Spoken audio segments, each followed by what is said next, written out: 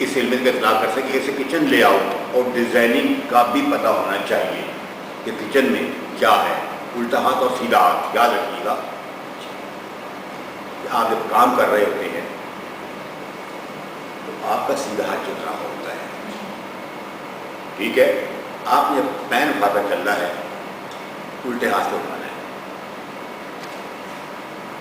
یہ آپ کا پین پکڑا ہے, چل رہا ہے الٹے ہاتھ سے, اور الٹے ہاتھ سے لے کے گھومنا ہے آپ نے. اب الٹے ہاتھ گھومنا ہے یا سیدھے ہاتھ گھومنا ہے. جو آپ کا ورکنگ ٹیبل ہے وہ آپ کے پیچھے ہے, آپ ہی کچن میں کام کر رہے ہیں. اگر سیدھے ہاتھ سے لے کے گھومیں گے تو آپ سیدھی طرف جائیں گے, الٹے ہاتھ سے پھیل کر دوسری طرف گھومیں گے. آپ ایسے نہیں گھومیں گے, الٹا ہو جائے گا. تو آپ یہ دیکھیں کہ آپ کا ٹیبل پیچھے ہے, کتنے فاصلے پہ, 2 قدم کی ہے, 3 قدم کی ہے. اسے کہتے ہیں لے آؤٹ. ٹھیک ہے. پہلا قدم, دوسرا قدم, آپ کا ٹیبل آ جانا چاہیے کچن سے. پہلا قدم, دوسرا قدم ہے, اس کے سامنے ٹیبل ہوا جہاں پہ فین رکھنا ہے. جب تیسرا قدم اٹھائیں گے آپ, ٹھیک ہے, اس میں گڑبڑ آ جائیں گے, فاصلہ بڑھ جائے گا نا. جب فاصلہ بڑھے گا تو جو وزن ہے یا اس کا ہاتھ پہ دباؤ بڑھنا شروع ہو جائے گا. دن بھر جب آپ یہ کریں گے پریکٹس تو کیا ہوگا کہ ہاتھ تھک جائے گا. جب 2 قدم میں ہوگا, پہلا یہ دوسرا, آپ نے یہ لے آؤٹ ہوتا ہے. اس طرح نائف کو کیسے اٹھانا ہے, کیسے چلانا ہے. اب شیف کوا چلا ہنس کی چال, اپنی چال بھول گیا. کیا ٹھیک ہے, نہ وہ تیتر رہے نہ بڈیر رہے. میں دیکھتا ہوں تو ابھی آگے آئے گا کہ چھری کو کیسے پکڑتے ہیں. چھری کی گرفت ایسے نہیں ہے, انگلی رکھ کر چھری نہیں پکڑی جاتی. جب انگلی آپ چھری کے اوپر لے آئیں گے, یہ پورا طرح پورے بازو پہ جائے گا. آپ کا شانہ آپ کا تھک جائے گا. اس کو پکڑنے کا سیدھا طریقہ یہ ہوتا ہے. یہ 3 انگلیاں, میں پریکٹیکل ملا ہوا چھری دکھاؤں گا آپ کو. یہ 3 انگلیوں کا کیا کام ہے, ہتھیلی کا کیا کام ہے, اس جگہ کا چھری کا آخری حصہ اس کے ساتھ ٹکرائے گا. آپ کا دستے کا آخری حصہ, یہ دباؤ ہے. ٹھیک. تو آپ نے صرف کلائی سے کام لے رہے ہیں, پورے بازو سے نہیں لے رہے. اسی طرح آپ یہ پاؤں کیسے کھڑا کرنا ہے, چھری چلاتے وقت آپ کے پاؤں میں زمین سے طاقت لینی ہے. بات سمجھ رہے ہیں آپ؟ پرانی کہاوت سنیے کہ پاؤں مضبوطی سے رکھ کے کام کرنا, پاؤں مضبوطی سے چلانا, پاؤں جما کے کام کرنا. کیوں؟ تاکہ تمہیں زمین سے طاقت ملے. قدم جما کے رکھنا ہے, آپ کو زمین سے طاقت ملے گی. اس طرح جب تیر, کمان اور تلواروں کا دور تھا, اور اب بھی ہے, تو ایک لفظ ہے پینترا. کیا؟ پینترے بدل بدل کر لڑنا, اینگل چینج کرنا. انگریزی لفظ اینگل ہے, اردو لفظ پینترے. اب تو دور ہے نہیں, سندھ میں شاید اب بھی ہے, کراچی میں. تو پہلے کیونکہ ہندو اور مسلمان اکٹھے رہتے تھے, بات شیفوں کے والے سے آ رہی ہے, تو محرموں میں اکھاڑے نکلا کرتے تھے. نہیں دیکھا ہوگا آپ نے, تلوار چلا لی, بیٹی چلا لی, گتکا چلانا, لاٹھی چلانا, بیٹ چلانی سکھاتے تھے. ٹھیک ہے. ایک دوسرے سے مقابلے ہوتے تھے اکھاڑوں کے.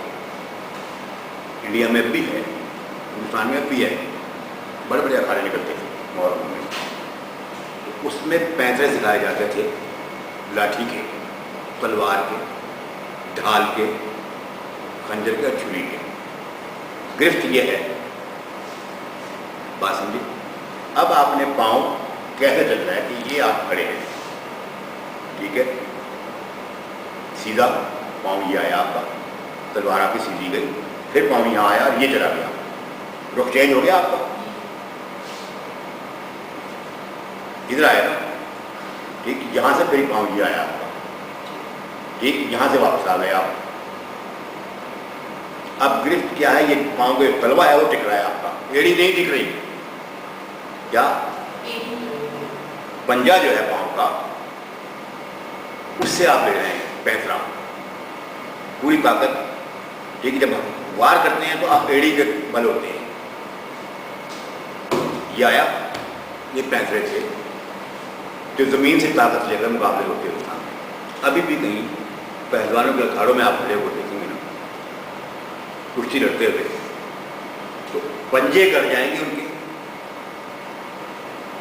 پاؤں کے پنجے, ایڑی اٹھی ہوگی, دو لگ رہے ہوں گے دونوں طرف طاقت. اب وہاں پہ ایک پینسرا ہے, کس نے کون سا پینسرا مارا, اس کہتے داؤ, داؤ پیچ. سنا ہے لفظ؟ طاقت کہاں سے لے رہے ہیں آپ؟ جب آپ جوڈو کراٹے میں آ جائیں یا کنگ فو میں آ جائیں تو وہاں پہ طاقت زمین سے لی جا رہی ہے. اس طرح چھری جب شخص چلاتا ہے, کوئی نئی نسل کو پتہ نہیں ہے نا, اس نے جیسے پکڑا چلا دی کہ چھری کو کہاں سے چلنا ہے, کیسے دباؤ رکھنا ہے تاکہ آپ کا ہاتھ نہ تھکے, چھری کاٹتی چلی جائے, چھری کاٹتی چلی جائے, آپ نہ تھکے. آپ کا طریقہ کار یہ ہونا چاہیے. اس لیے علم کا اطلاق کر سکے اسے کچن لے اور ڈیزائن میں کچن میں استعمال ہونے والے سامان کی بابت مکمل معلومات ہونا چاہیے, جو آپ کو کتاب میں ملے گی کہ کیا کیا ہوتا ہے. شیف کی ذمہ داری کو ان تمام عناصر کو سسٹم میں اس طرح شامل کرے, تمام عنصر کو, کہ سسٹم مؤثر اور منافع بخش انداز میں کام کرتا رہے. ٹھیک, ایگزیکٹو شیف کیا ہے؟ میں نے یہ پانی پی کے آتا ہوں, دوائی کھانی ہے, میں نے پانی آیا نہیں میرا آج, نہیں آپ یہ پڑھیں گے. ایگزیکٹو شیف, شو شیف, شیف دی پارٹی سے لے کر فرائی کوک تک آپ آئیں گے. کہاں تک؟ ویجیٹیبل کوک سے آپ شروع ہوں گے, آپ آ جائیں گے ہیڈ بیکر تک, بیکر تک, ٹھیک ہے. بیکر سسٹم سے آپ شروع کریں گے, آپ آ جائیں گے بینکوٹ شیف تک. سیکنڈ کوک سے آپ شروع کریں گے اور آپ آ جائیں گے فنیشنگ کچن تک, ٹھیک ہے.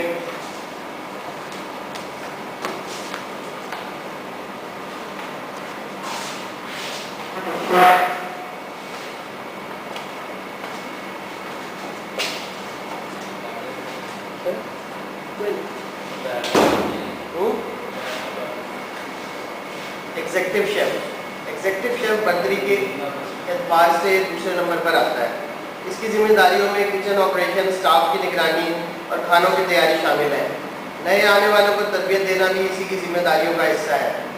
سوپ شیف, یہ کسی بھی ریسٹورنٹ کچن کا انچارج ہوتا ہے. شیف ڈی پارٹی, یہ کسی بھی ایک سیکشن کا انچارج ہوتا ہے, جیسے فرائی سیکشن, فرائڈ اسٹیشن یا روسٹنگ اسٹیشن. شیف کے بنیادی نکات, کام کے بارے میں مکمل معلومات کا ہونا. نمبر 2 تجربہ. نمبر 3 ایک اچھا استاد ہونا. نمبر 4 ایک اچھا تعلیمی پس منظر. نمبر 5 جذباتی اعتدال اور لیڈرشپ, قوت فیصلہ. نمبر 6 اچھی ذہنی اور جسمانی صحت. نمبر 7 غذائیت کے بارے میں معلومات ہونا. نمبر 8 حساب کا علم ہونا. نمبر 9 کچن لے آؤٹ کے متعلق معلومات ہونا. نمبر 10 مؤثر گفتگو کا فن آنا. نمبر 11 عوامی روابط, پبلک ریلیشن کا ہنر. نمبر 12 لیڈر کی رفتار, دراصل ٹیم کی رفتار ہے. اس کک کی ذمہ داریوں میں لیڈ, سیٹ, فرائنگ, انڈے, آملیٹ کی تیاری, پکوڑے, سموسے, آلو, لوازمات وغیرہ کی تیاری شامل ہے. اگر ویجیٹیبل کک دستیاب نہ ہو تو سبزیاں بھی اسی اسٹیشن پر تیار کی جاتی ہیں. ویجیٹیبل کک شیف کے سامنے جوابدہ ہوتا ہے اور سبزیوں کی صفائی, ستھرائی اور صفائی کا ذمہ دار ہوتا ہے. کک اسسٹنٹ, یہ کھانے کی تیاری کے دوران کک کی مدد کرتے ہیں.